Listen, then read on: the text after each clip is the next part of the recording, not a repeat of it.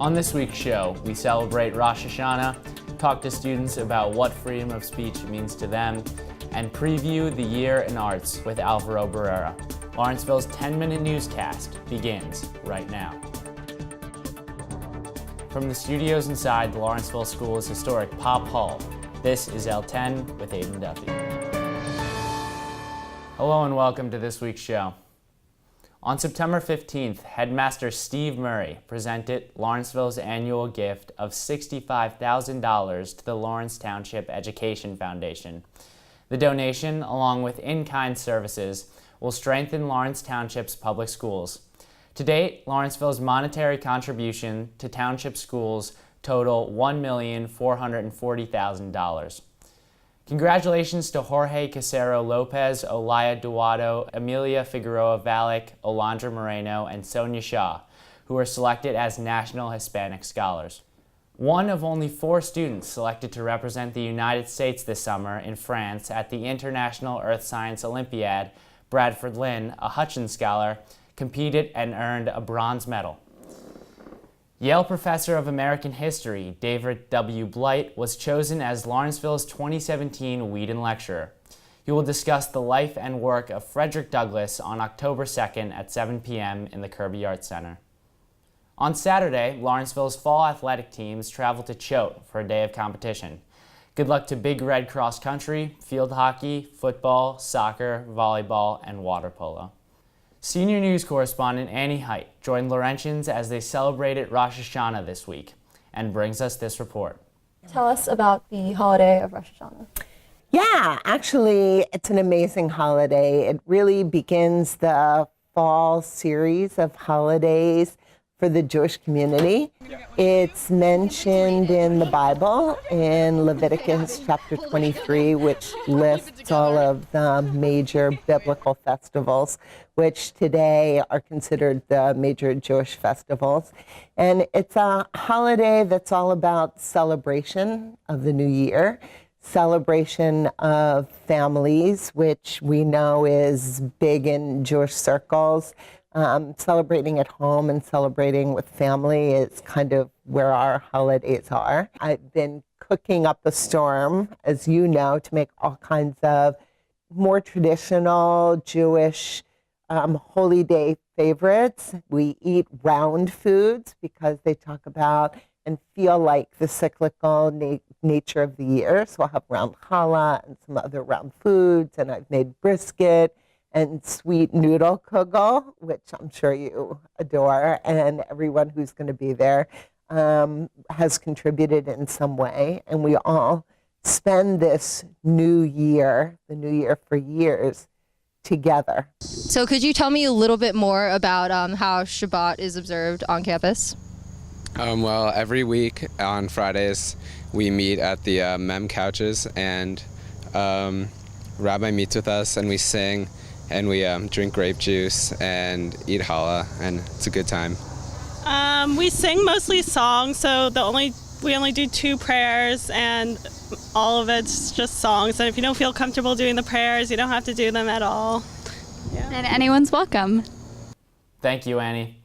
All week, through various activities, Laurentians reflected on events that took place in Charlottesville this summer. This week of activities, sponsored by the Diversity Council in collaboration with the Religious Life Council, Young Democrats, Young Republicans, Intercultural Programs, and the Capstone Program, allowed students to engage deeply with issues surrounding the events, including freedom of speech. We spoke with students on Wednesday after a screening of the Vice documentary, Charlottesville, Race and Terror. You know, I really appreciate the First Amendment, but I think people use it as an excuse to say whatever they want without repercussions. But I think it's important that you use freedom of speech, but at the same time still respect people and respect where other people are coming from, who also exercise the right to free speech. Freedom of speech to me, after watching the video and after seeing the events at Charlottesville, means that everyone has the right and obligation to express how they feel in certain situations. However, it is also your responsibility and obligation to allow other people to express their views and opinions. This doesn't say, especially in the certain situation of Charlottesville, that we absolutely agree with what they're saying. However, they do have the right to say what they had to say, but we also have the option to turn our backs and not give them the attention that they wanted. I think people, in a way, have really perverted the true meaning of what free speech is. Like, what I heard in that video wasn't an expression of an opinion, but rather the creeping over of opinion into threat. So I think that free speech should be an actual point of dialogue. If you're threatening to hurt somebody, if you're saying that someone is less than because you are, that's no longer an invitation to talk.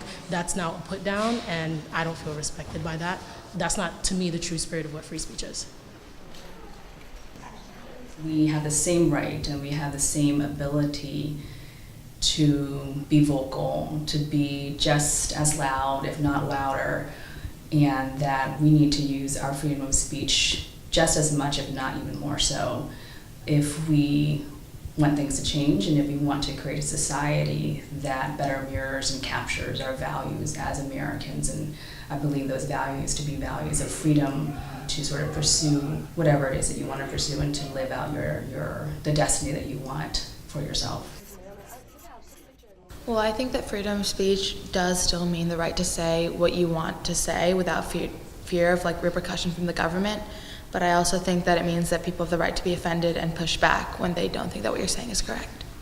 Finally tonight, senior arts correspondent Brittany Sun caught up with Student Council Arts Representative Alvaro Barrera and gives us this preview of the arts this year.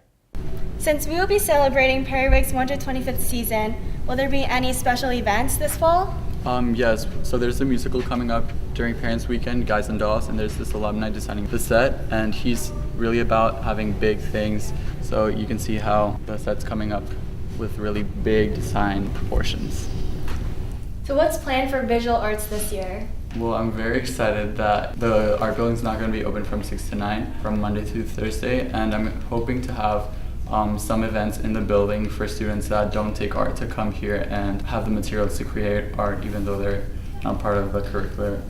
And then also I'm hoping to have an art gallery for all the AP art students in the spring. So I hope those students get to show their art and maybe have students from last year also show their art as well. So what are some of the new music events planned for this year? So we have Tasty Tunes, which is this event every other Friday from 7 to 7:30, and we're hoping for other students to get involved where they can share their pieces and for the whole community to listen to that. There's also cookies there, so it's definitely a good time. Is there anything else Lawrenceville students and faculty should know about? Yes, just if there are any ideas for new art events or any type of events that anyone in the community would like to organize, please let me know. I'm glad to help you out. Thank you, Brittany. That is our show for Friday, September 22nd. From all of us here at L10, thank you for watching and make it a great week.